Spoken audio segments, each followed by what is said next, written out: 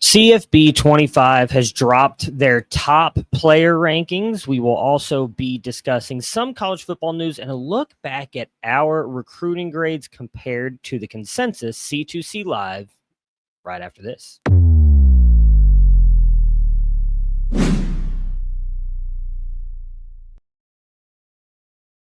What's going on, everybody? Matt Bruening here doing a solo show for you. Yes, that's right. It was supposed to be C2C is live right after this.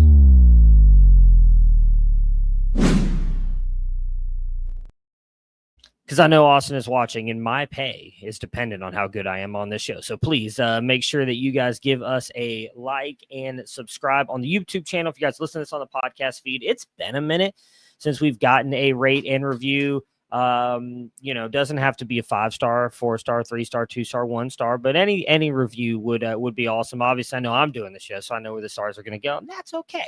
It's been an interesting week in college football. We've had a lot of different stuff going on. Obviously, if you're just a college fan in general, EA has announced that they're bringing back March Madness, which I know has a lot of people excited. I'm kind of excited about that. I did like playing the basketball game as well.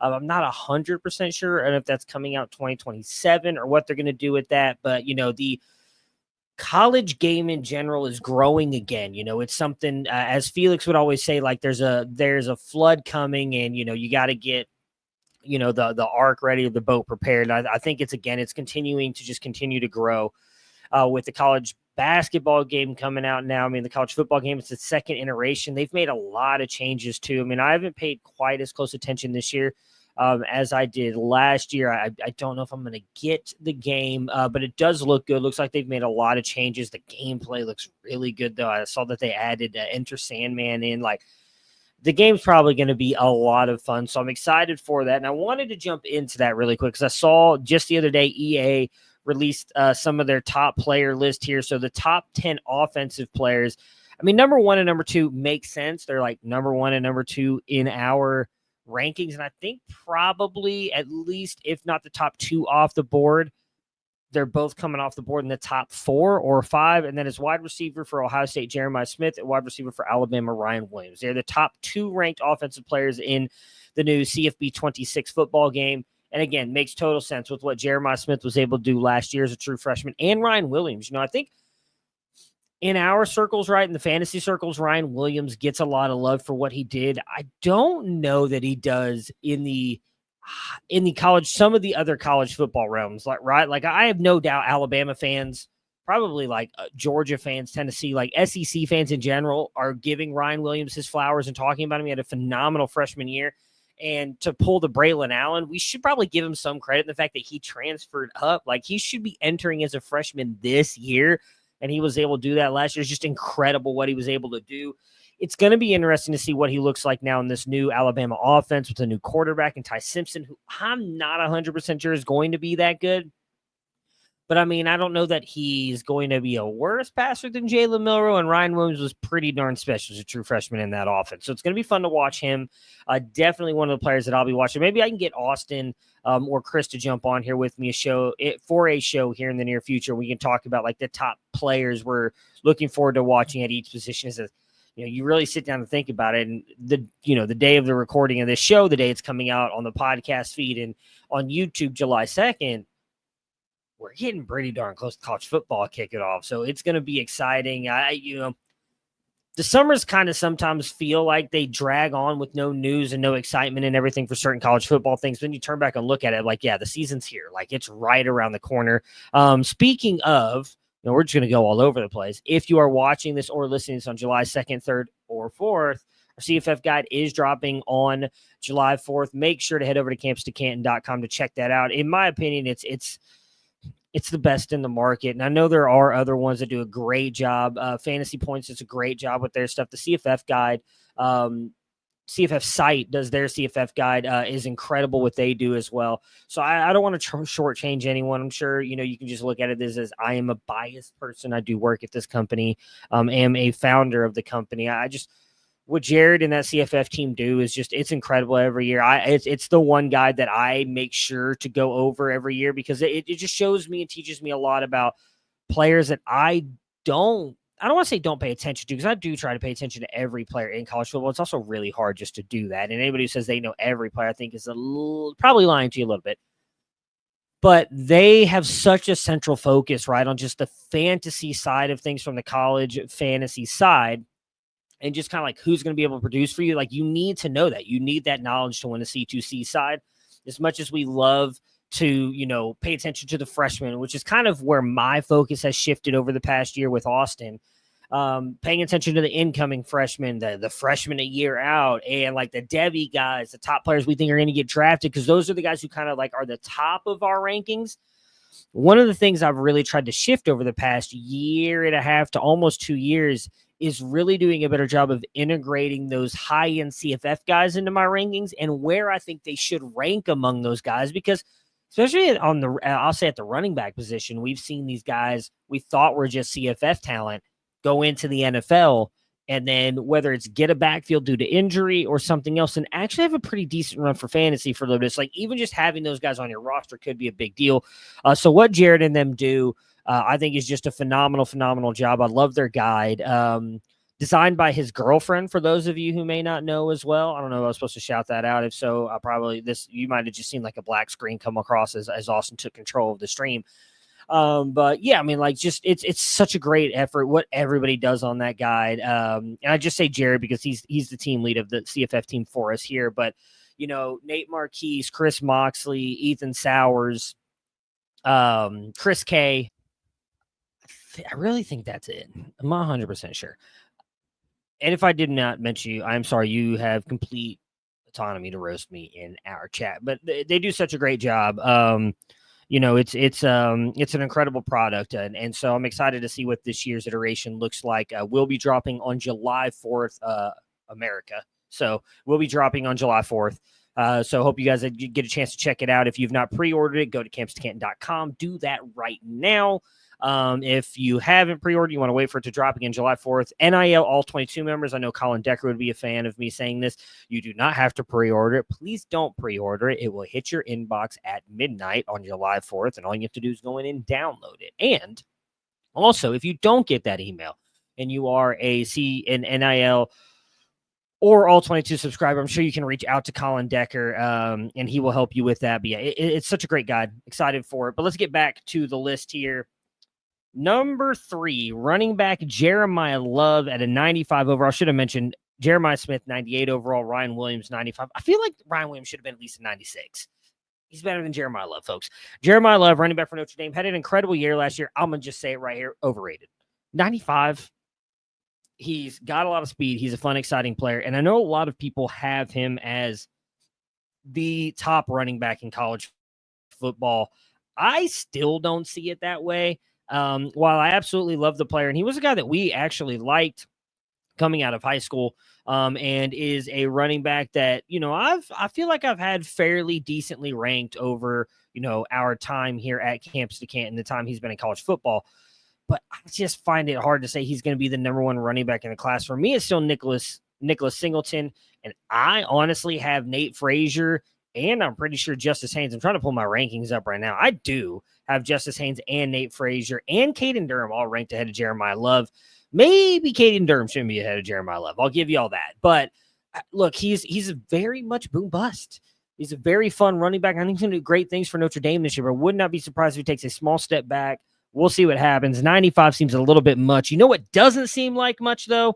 94 for Jordan Tyson. Shout out to Mike Valerie. Mike Valerie was propping up Jordan Tyson as a true freshman at Colorado because he talked about the way he was returning kicks at one point. And he talked about how, like, this guy's going to break out. I believe he ended up having, like, a couple good games as a receiver before he ended up tearing his ACL.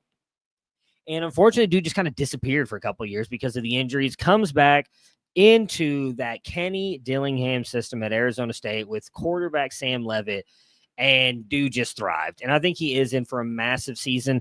I don't know that he'll be a high-end first-round pick, but I think if he has another season like that and stays healthy, he could end up being a first-round pick. Absolutely love Jordan Tyson. And I think if you're in CFF leagues or, if Underdog drops their best ball stuff soon, Jordan Tyson and Sam Leavitt, I think, are going to be one of the more highly owned or highly rostered, quarterback wide receiver pairings, and I'm here for it because we're going to talk about Sam Levitt here in a little bit. They do have left tackle Caden Proctor for Alabama up there at 5, right tackle Spencer Fano up there at 6. At 7, they have right guard Armaj Reed Adams from Texas A&M. At number 8, tight end Eli Stowers, not who I was expecting to be up there, but an interesting shout out for them. Right tackle Francis Mayoga for Miami at 9, and then number 10, who I think should be the top running back in the game, Nicholas Singleton at a 93 overall for Penn State. I guess maybe you can have Love a little bit higher because he's a better receiver than Singleton, but I just think Singleton's gonna.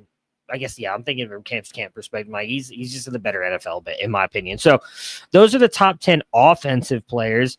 The top 5 quarterbacks.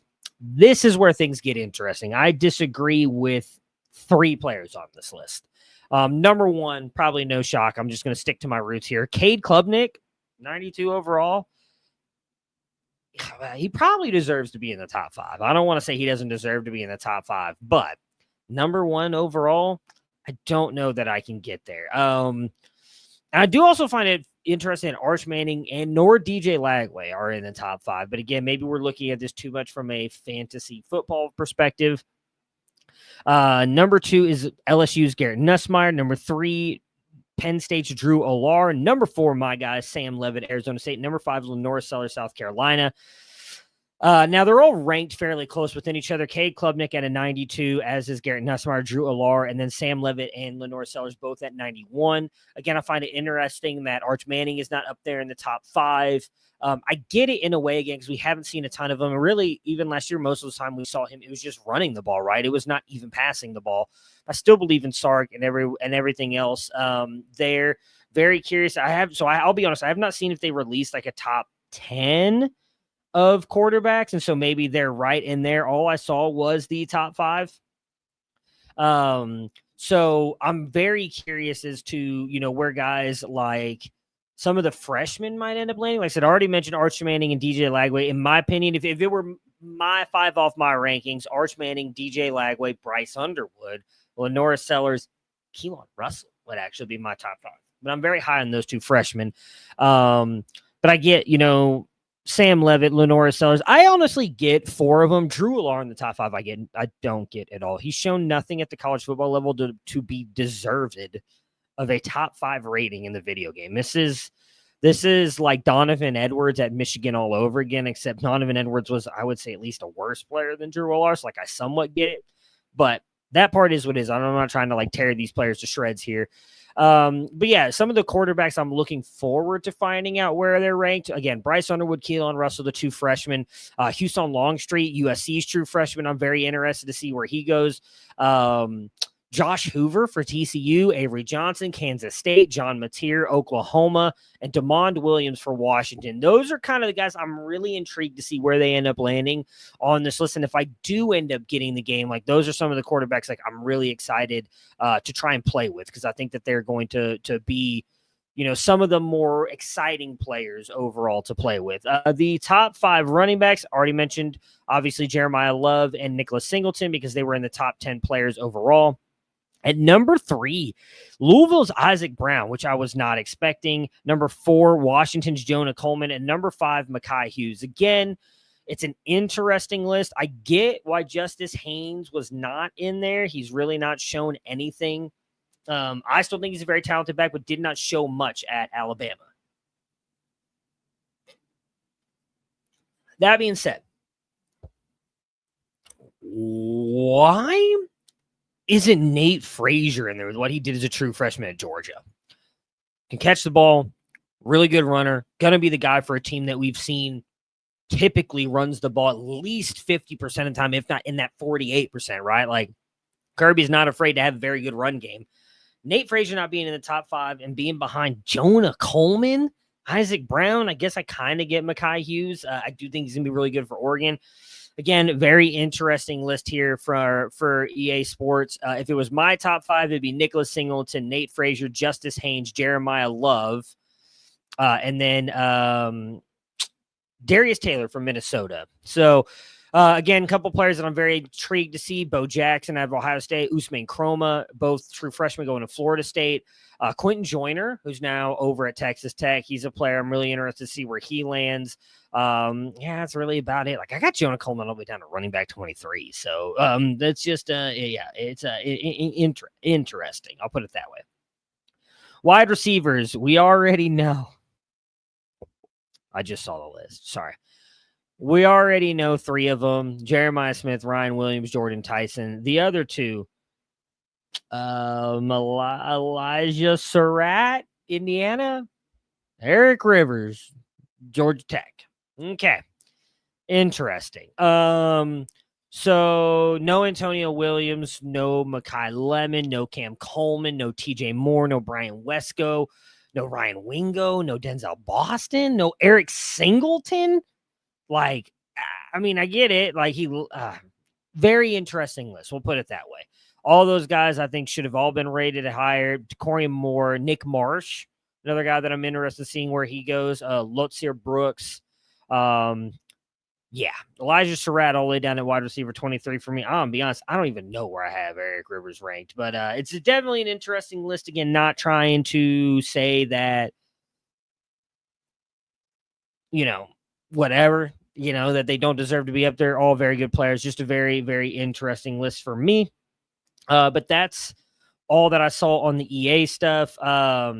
Jake Retzlaff, quarterback, BYU, is likely going into the portal and leaving BYU due to breaking the honor code, which is having premarital sex. There was a lawsuit against him. It was dropped. I'm really not going to go into that. I'm sure if Mox was here, Mox would not have a problem going into that. But if you guys have any questions or want to know anything about that, definitely go do your research. I mean, I don't know where Retzlaff's going to go. I thought he was a good fit for BYU because they just kind of let him be him. I know, if you take all of these stuff off the field, off there, and don't focus on any of that, just focus on the field, I'm pretty sure that Felix felt like he was definitely a NFL worthy quarterback, or a guy that should be thought of as NFL worthy. So I'm very curious to see where he ends up going. It's fairly late in the transfer portal at this point. I'm sure we'll see some other guys in the summer window here. I'm sorry, like as spring, fall, we already passed spring. As the fall camps open up and guys realize they're losing their jobs, maybe they'll decide to jump in early. I don't think they can actually enter until the window opens back up, but it's going to be interesting to see where Retzlaff goes. BYU, I think, is going to be obviously in a little bit of trouble now in what they're going to do for their season. They do have a very interesting true freshman coming in next year that I had mentioned, like, had he not been taking his mission, I actually thought could start with them if Retzlaff was actually gone, which it sounds like he will be, and that is Ryder Lyons, but he is taking a year mission, so I don't think it's going to happen. So they're going to have to rely on, I believe it's McKay Hillstead and then Trayton Borgo, which is going to be interesting. I believe Borgo's got year and next year of eligibility, so maybe they can make it work until Ryder Lyons shows up and will start as a true freshman for him. We'll see what happens. But BYU was a fun team to watch last year. I think some of that was definitely because of Jake Retzlaff. So him being in the portal, I think, is really going to hurt BYU and their chances to kind of like compete or do what they did last year. I mean, it took them a decent. I think the first big team they lost to was Arizona State, if I'm remembering correctly. They were fighting for that Big 12 playoff spot and everything. So gonna be interesting to see what ends up happening with the team now and losing their starting quarterback so soon before the season starts. All right. This last thing that I wanted to touch on is our recruiting versus 24/7 Sports and Rivals. So, and I know Felix was here. He'd be livid that I'm like drinking, nothing alcoholic, folks, but just taking a sip of water here live on a show. So we've been doing like actual grades and everything for the past couple years. We've really tried to work to refine our process and everything. And in my opinion, we've done a pretty good job when you talk about like finding outliers in the system, both good and bad. with the way that we kind of approach the game, taking in high school production, athleticism. Obviously, we still, all of us watch, their huddle tape. We go in specifically, at least I know for me, I use NFHS to go in and watch as many full games as I can. God willing, one day we'll have someone who just does cuts of high school games, like they do college games. Would make life a lot easier sometimes. But we go in and we watch these games to watch their film scores as well, because highlight tape, you can only get so much, right? They're typically showing this, and Colin Decker made a point of this one time recently, I think on Campus Live, where and he's not wrong. On a lot of the quarterback ones, it just seems to be these videos of the quarterbacks legitimately just like throwing like deep balls every single play. Like, that ain't all we want to see, guys. Like, yeah, we want to see some of the running around in the backfield and finding ways to get the play out, right? Or get the ball out of your hands, avoiding defenders, showing that you can throw on the run, off platform, multiple arm angles. Like, those sideline throws are really important. Ball placement's really important. Can you throw with any kind of like anticipation? Can you layer the throw over defenders? And like a lot of it is just like, look, I can bomb it 60 yards. And then as it goes 35 yards, or wide receiver slowing up, and then he's turning around and running back to the ball. So, I would question who some of these players have putting together their highlights, but that is what it is. I get it. What's the old baseball saying? Like, home runs are sexy. Like, I'm guessing that, players probably look at it as the long touchdowns are sexy. So that's what they put a lot in their huddle film. So you don't learn a lot sometimes from quarterbacks on that stuff. So you really have to go in and watch the full games. And it's hard. I think it's honestly the hardest position to scout. I think, anyone who does that stuff at 24/7 Sports, Rivals, ESPN. So I'm just going to say Rivals now, because On3 has merged their stuff into Rivals. So it's back to like 3 services, right? I would almost guarantee you anyone there would tell you that's the hardest position as well, too, because there's so much mental that goes into that as well. I think there's just so many things, so many nuances of the game as a quarterback that you just have to learn. And realistically, the only way to do that is with reps, right? And so injuries can slow you down. We just talked about Ryder Lyons missing time for BYU because of a mission. I think that's one thing that's actually going to hurt his development a little bit. Is like he's taking a year off football completely. Quarterback, you need those reps, man. You need to be out there. You need to be as many reps as you can. Now, granted, he'll probably redshirt and still get 4 years of college, but I think you need those reps, and as consistently get those reps as consistently as you can. So anyways, we've tried to do our best on those things, and I thought we've done a pretty good job over the past couple of years. So what I did is I went in over the past 3 classes from 2023, 2024, and 2025. I pulled all of our 5 stars and all of our 4 stars. So we don't have as many as 24/7 Sports and On3 do. Now, granted, the main thing for them really is like those 5 stars, right? It's like, these are the guys we think are going day one in the NFL. At least I know that's what 24/7 Sports does there. I'm not sure what On3 does, but I'm sure it has a significant, Rivals. It has a significant meeting. Like 24/7 Sports only give out 32 5-stars a year. And that is, these are the guys we think are first round draft picks. We are a little bit, I don't know what the word is here, because I'm not as stringent on my grades. I'm not as strict, on my grades as some of the other guys are. They talk about me being the nicest grader of the team. So we, over the 3 years, have actually only had 6 5-star quarterbacks. That's it.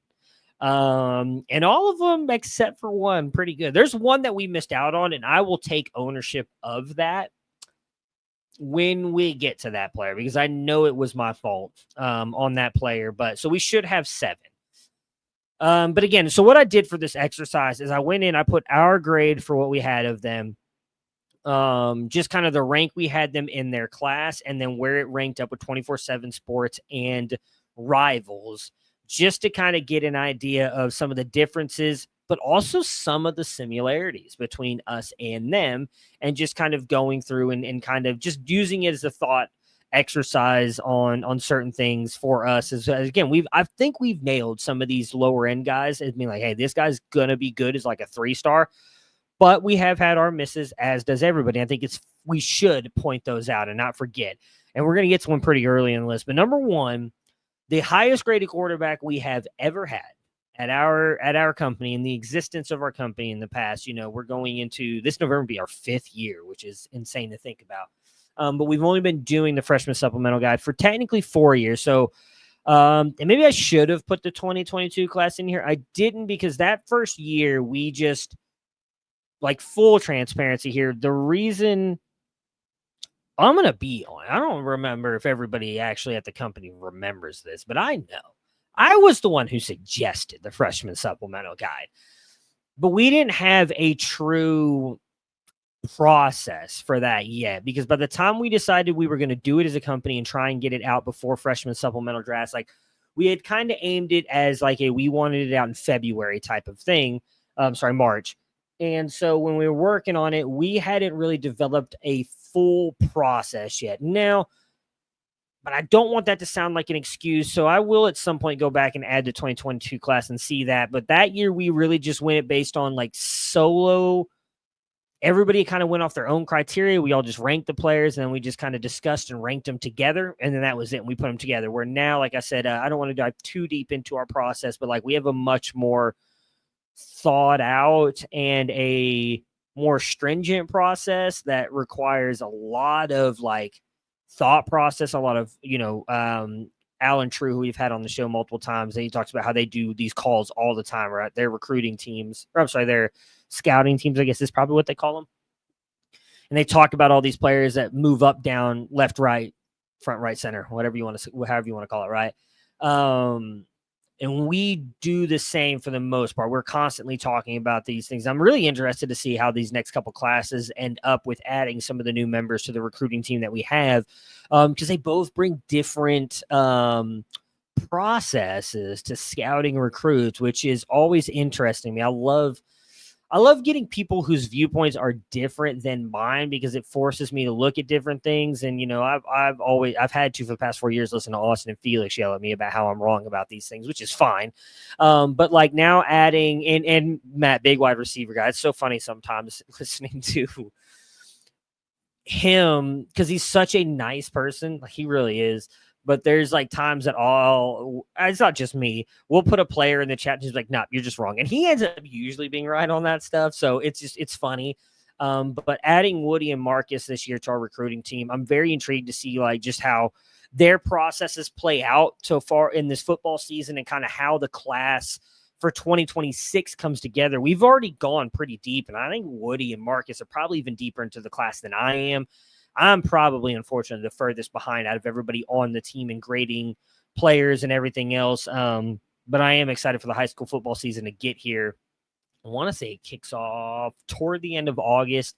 I'll probably watch some of those games on Friday nights, and try and do some clips and everything. I will be, if you are on the NIL membership here at Campus to Canton, I've been doing a weekly recruiting recap show, and I'm going to definitely turn that into some high school stuff, probably do some articles here and there just to try and keep everybody up to date. There's just not a lot of that. And for those of you who play dynasty football, it's like paying attention to what players are doing in college, getting ready for that next year's rookie class. And we all know in dynasty, that's such a big deal, right? Like, everybody wants to feel like they were first on a guy, or trading to get those picks because they think these players are going to be really good. And that side of things matters as well on the C2C side. Maybe not as much, because like I feel like you could compete on the C2C side building for CFF only, but you're probably hurting your pipeline to the NFL.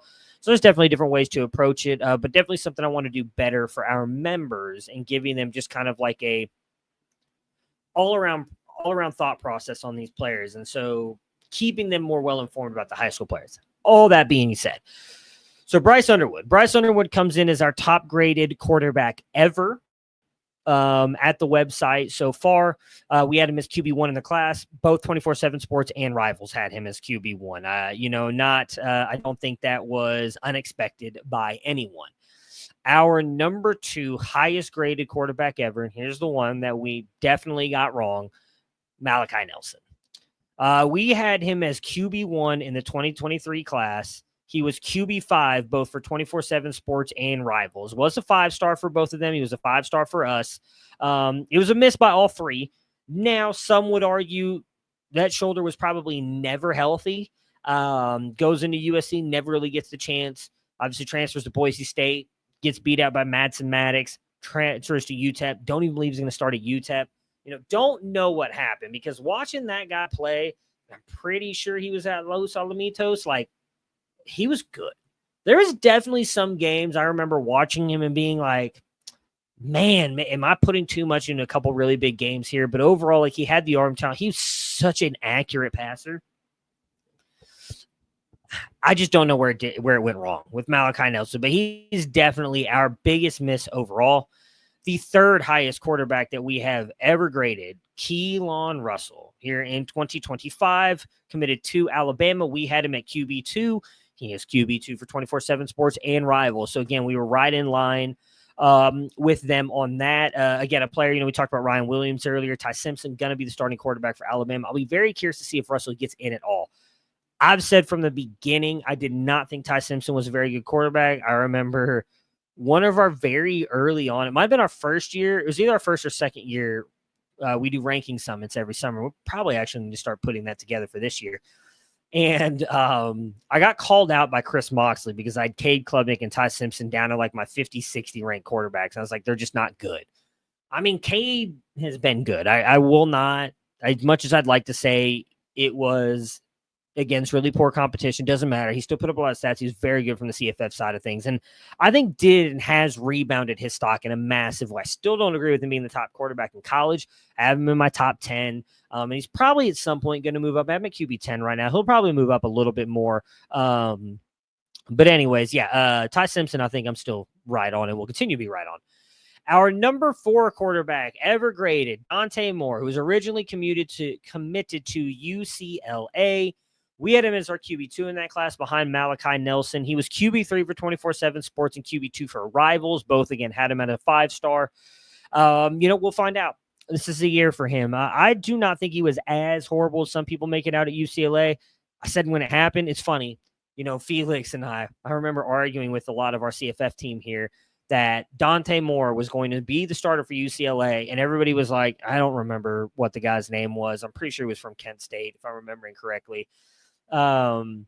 They were just in love with this guy because of what he did from a CFF perspective. And they're like, oh, but he knows the system, everything. It was a new system. He showed up the same time Dante Moore did.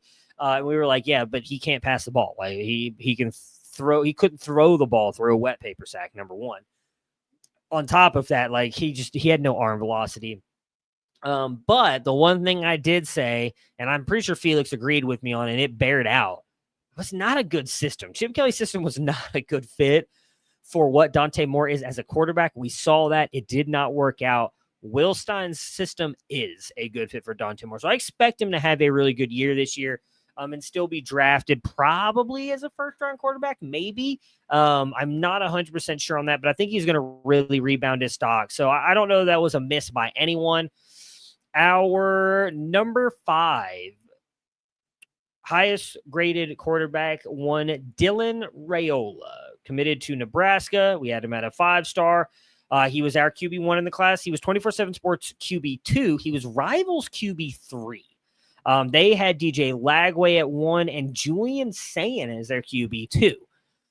Arch Manning was the next quarterback for us, and it was our final 5-star of the group. So, again, those are the 6 quarterbacks that we have had graded as 5 stars in the 3, or I would say the 4 years of our company. I'll go back and pull up 2022 because I know we had some in there, but if we're just talking about the last 3 years, he is the final 5-star that we had. We had him as QB3 in his class. He was QB1 for 24/7 Sports and Rivals. Again, it had nothing to do with the name stuff. We just felt bad competition. There was a lot of things he needed to improve on.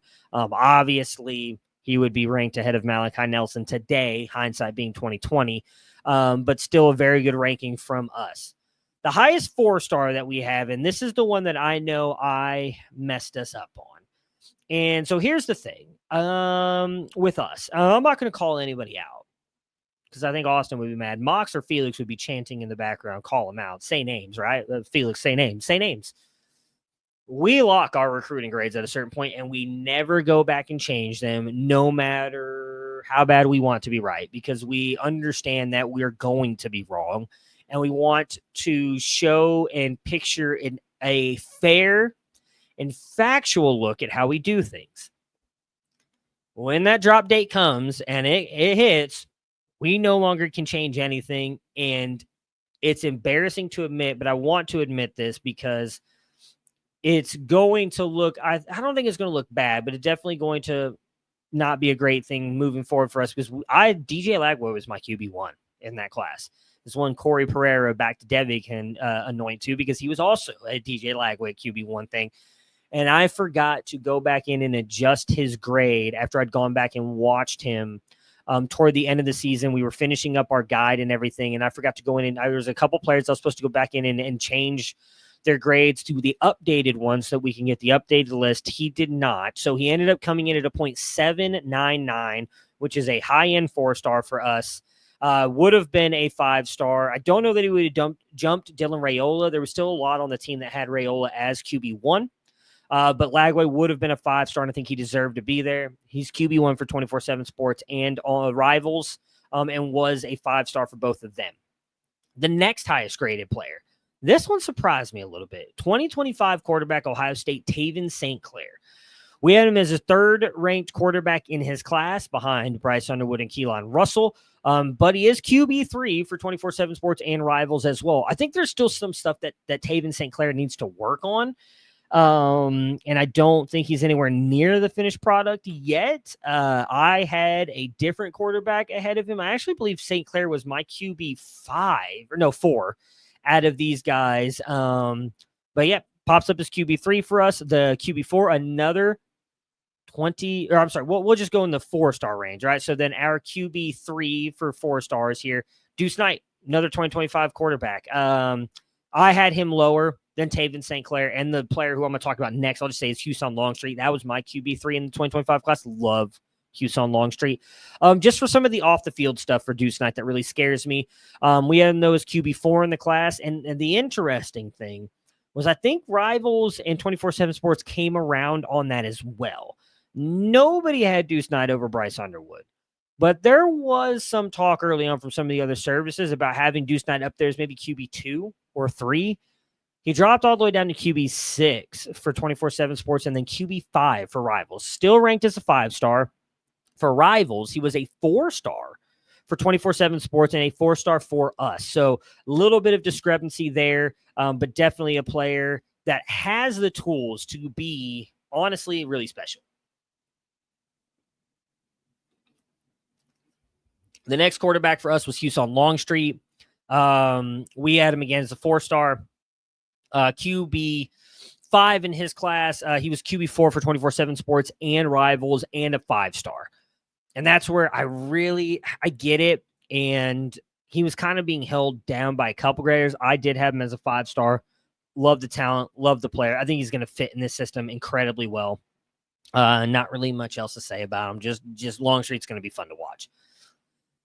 Moving on down the list, we head into the 2023 class for a quarterback who was really good in high school and graded really highly, except for myself. Jackson Arnold.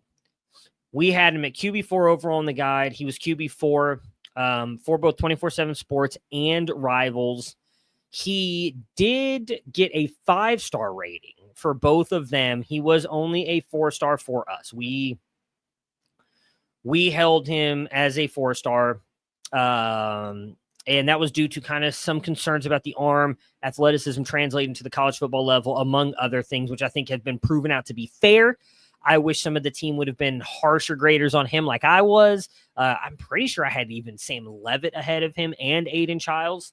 Now Aiden Childs not looking like a great thing right now, but Arnold clearly has just struggled. Maybe Auburn will be a not a backup. What's a rebound for him moving forward. Then after us, after Jackson Arnold for us, Julian Sayin was the next highest graded quarterback.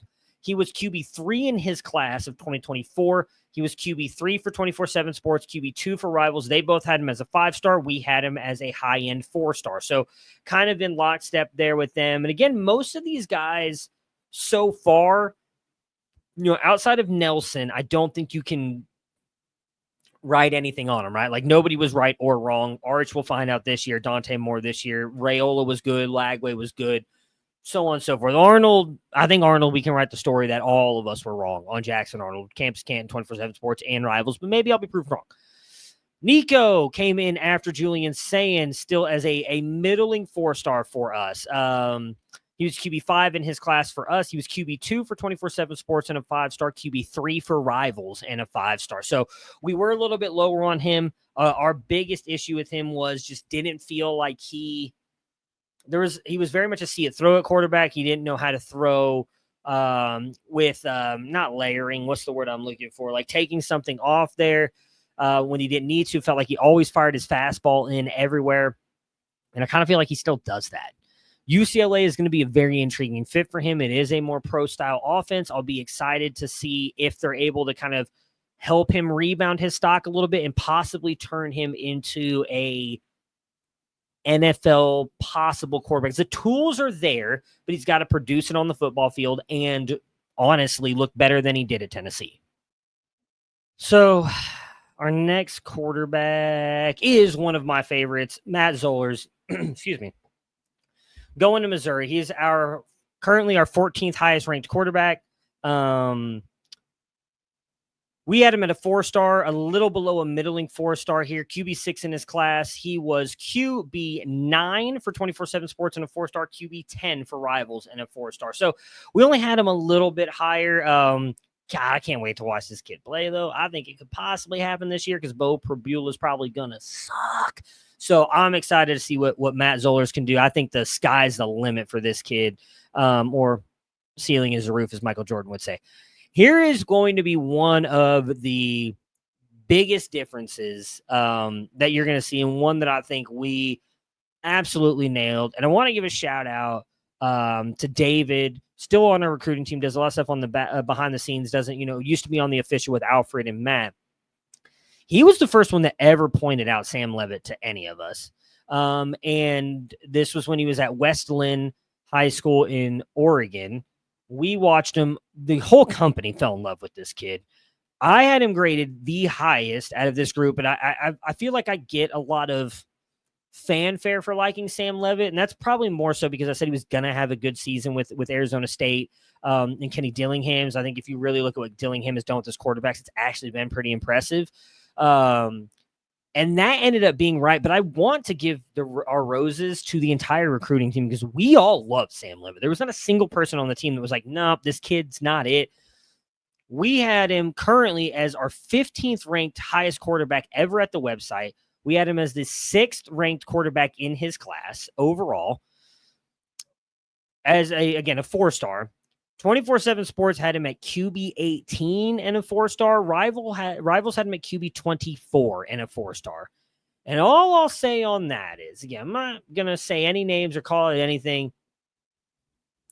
I don't remember him being that high for one of those websites before some things happened. And that's all I'm going to say. But it's just interesting because he was lower from what I remember. But yeah, we love Sam Levitt. Definitely going to be one of the ones that we hit on. Overall, I think obviously has a chance to be a first-round pick in the NFL draft after this year. The 16th highest-rated quarterback we've ever had, Walker White. Low-end 4-star for us, committed to Auburn. He was QB4 in the 2024 class for us. He was QB5 for 24/7 Sports and a 4-star, QB7 and a 4-star for Rivals. We'll see what happens with Walker White. There was a lot of talk about a great athleticism, great kid. Like if you go back and look at some of the old official shows, he came on with Alfred, Matt, and David multiple times. I mean, just extremely likable player, leader, like someone that I think is going to be very good on the football field. Needed to improve his accuracy a little bit. Now, will Auburn be the place for him? That I don't know, with Deuce Knight being there and currently viewed as a better player. Will Walker White transfer out?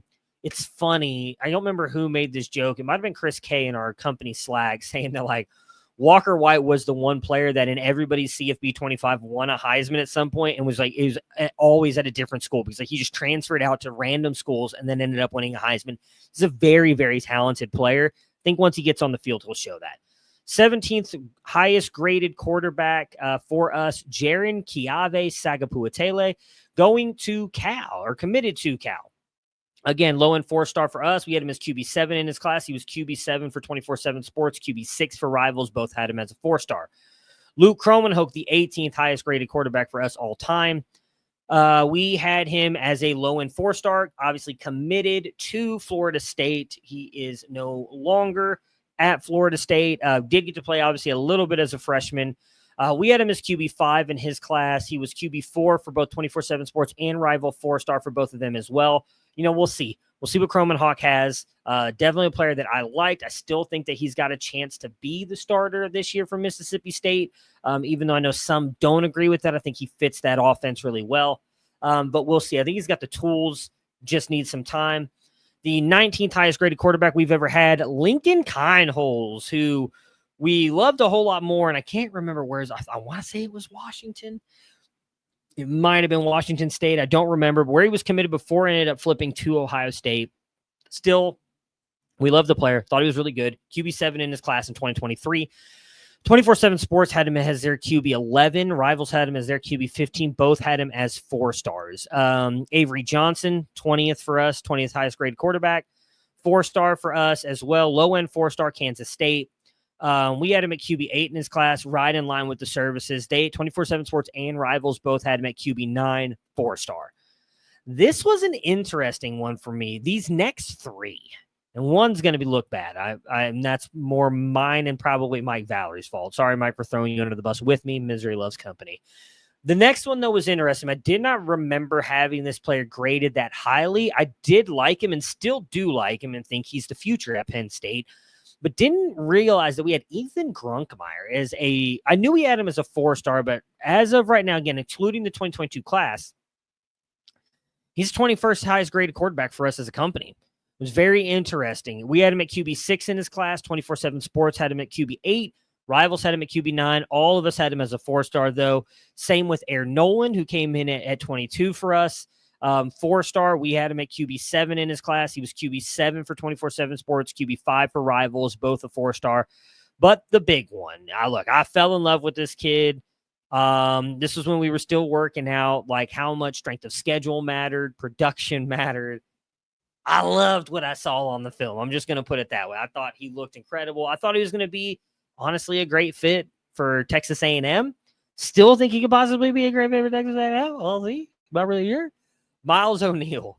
We had him right on the line of a 4-star at a .70 grade, 4-star, QB8 in his class. He was QB45 and a 3-star for 24/7 Sports. QB, I believe 24, 21 for on 3 and a 4-star. The dream's not over, or the dream's not dead. It's looking like it might be over, but it's not dead yet. We'll see what happens with Miles O'Neal, but that's also going to be one of the biggest outliers between us and the company, or between us and the legacy recruiting services. So lastly, I wanted to touch on some of these 3-stars really quick. And I kind of went with like the hottest names, some of the ones that I saw the biggest differences in us and the services, both good and bad, for some of this stuff. And I'm not going to list a number ranking because this is not true. Like those top 23 that I just listed. So we've overall, again, excluding the 2022 class, we've had 23 quarterbacks graded in a 5 or 4-star range. That's it. That's all of them. That's all of them outside of the 2022 class. So that's why I pulled those two in that ranking order. These next players that we're going to talk about are just 3-stars that I found interesting, that I just wanted to talk about really quick and just differences possibly or where things could go. Starting off with Haas Haney, obviously at Oklahoma State now. He was committed to TCU. We had him at QB9. We had him as a high-end 3-star on the border of 4-star. 24/7 Sports and Rivals did have him as a 4-star. They had him at QB12 and QB16. So we were kind of closer to 24/7 Sports in that matter, but a little bit higher. Julian Lewis, the very much talked about quarterback going to Colorado who reclassified up. We had him at QB8 in his class as a 3-star. Again, very close to a 4-star grade. QB10 for 24/7 Sports and a 4-star. QB7 and a 4-star for Rivals. So again, pretty much right in line step with them. Going to be interesting to see. Here's another one that was interesting because here was a guy that, now I know he rose late for the recruiting services, so I don't remember exactly where he ended up being finished graded for them. And definitely I think the Elite 11 finals helped this guy out, but a guy that we had been talking about for a while, we interviewed him, loved him, Aiden Childs. High end 3-star. We had him at QB10 in his in the class. He finished as QB7 for 24/7 Sports and then QB12 for Rivals as a 4-star in both. I do remember it was obviously on 3 at the time. Now Rivals did like him. So I don't remember 24/7 Sports, if I'm being honest, that high on him, but they came around. They had him as the highest graded quarterback. We kind of sat in the middle of those two. One of the players we were definitely higher on, but Rivals was fairly close to us. Washington's DeMond Williams. Loved the kid. I thought he played the best in what ended up being a pretty lackluster all-star game as well in that. Committed to Washington. We had him at QB10 in his class, in 2024 class. 24/7 Sports had him at QB19. Rivals QB13, both as 4-stars. He was just on the verge again of being a 4-star. I kind of wish we would have made him a 4-star, but the size, I think, held back a lot of our recruiting team. So here is going to be another big, I'm going to take a sip real quick, but another big difference with us in the legacy services.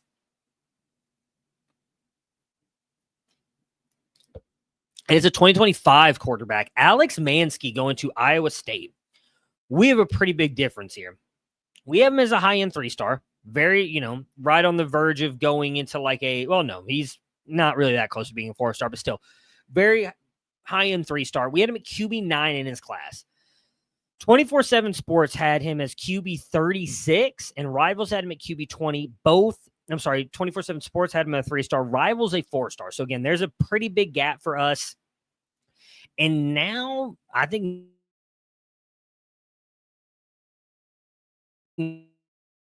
Mansky is looking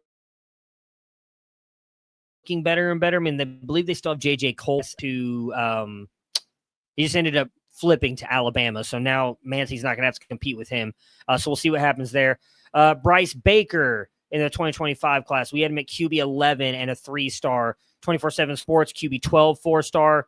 Rivals, QB9, 4-star. So we're a little bit behind, or kind of actually, again, in the middle on both of those. It's funny how some of these we were right in the middle on, right? But a 3-star. Again, here's another big difference for us. Lenora Sellers. We had him as QB11 in his class. We still only had him as a 3-star.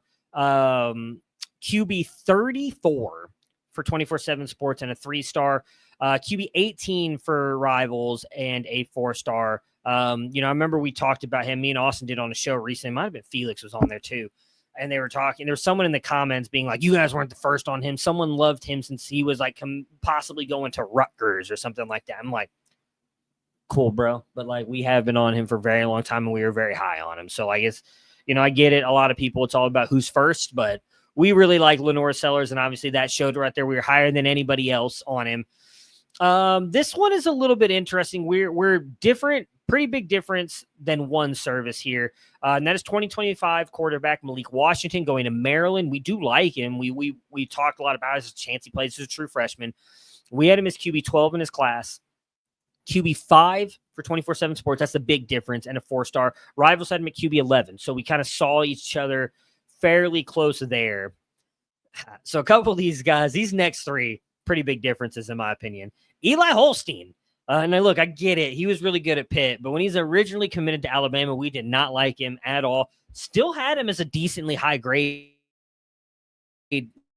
like 3-star graded quarter. 24/7 Sports, QB7 for Rivals. Both had him as a 4-star. Maybe he's returned some of that 4-star status with what he did at Pitt. I'm not so sold on that. I think he was kind of figured out. This will be a big year for him. Austin Mack, again, another quarterback who reclassified up, ended up going to Washington, followed Kalen DeBoer over to Alabama. We ended up doing and adding him to the guide late because he ended up reclassifying and joining the class late in the process of us doing the guide. Still ended up as a pretty decently graded 3-star for us, though. Finished just QB17 in the class. Again, interesting the differences here in the services. QB8 for 24/7 Sports and a 4-star, QB16 and a 4-star for Rivals. So again, we're a lot closer to Rivals, again, was on 3 at the time, than 24/7 Sports. Here's another big difference for us. And we talked a lot about this. I remember we used to get slack in our YouTube chat about this all the time when we would talk about it. Jaden Rashada. And this is going to be bad. I honestly don't remember who he committed to. I was trying to remember. I'm pretty sure he flipped Arizona or ended up going to Arizona State, but didn't commit to Arizona State. I know obviously at one point it was Florida, whatever. I don't remember. We had him as QB 18, though, in his class. We just did not think he was that talented. QB 6 for both 24/7 Sports and Rivals. I don't know if the talent wasn't there because I do think he looked good at times. As maybe it was Arizona State. I remember playing as a true freshman, and I did not think he looked horrible. But I do remember when Sam Levitt went over, I was like, "Oh, Sam Levitt's better. He's going to beat him out." Adam Scoble, just an interesting player going to TCU, right in line, 2025 class, right in line actually with the services, which I just thought was interesting. We have him at QB 13.